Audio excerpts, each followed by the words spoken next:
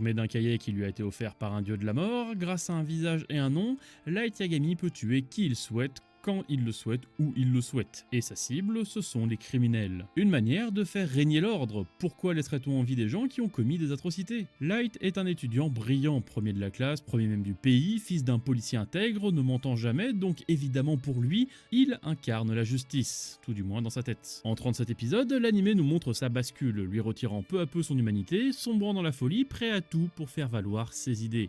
Il crée une sorte de dogme dont il serait la figure de proue. À la fin, il est sûrement responsable de la mort de centaines de milliers de personnes, criminels ou simples opposants à ses idées. On ne le voit jamais douter, pas une seule fois, il ne considère les noms qu'il écrit comme de véritables humains. Dès son premier meurtre, les malfrats ne sont pour lui que des parasites à éliminer, les enquêteurs sont des obstacles à la justice et ses opposants, des ennemis de l'ordre nouveau. Il n'hésite même pas une seule seconde à manipuler ses proches. On le dit très souvent, Light a un complexe de Dieu, la conviction que sa morale, son intellect est supérieur aux autres. Se croyant investi d'une mission divine, il s'estime au-dessus des lois. Ce qui est intéressant avec Death Note, c'est que si au début beaucoup de spectateurs apprécient ses actions, lorsqu'il commence à tuer des innocents, la plupart arrêtent de le suivre. Car nous sommes souvent prêts à accepter la violence si elle est exercée sur des méchants sans trop se poser de questions. Alors qu'on parle quand même d'un ado qui élimine des gens dans sa chambre sans procès, comme si ça allait pas mal tourner, comme si ce mec était sain d'esprit.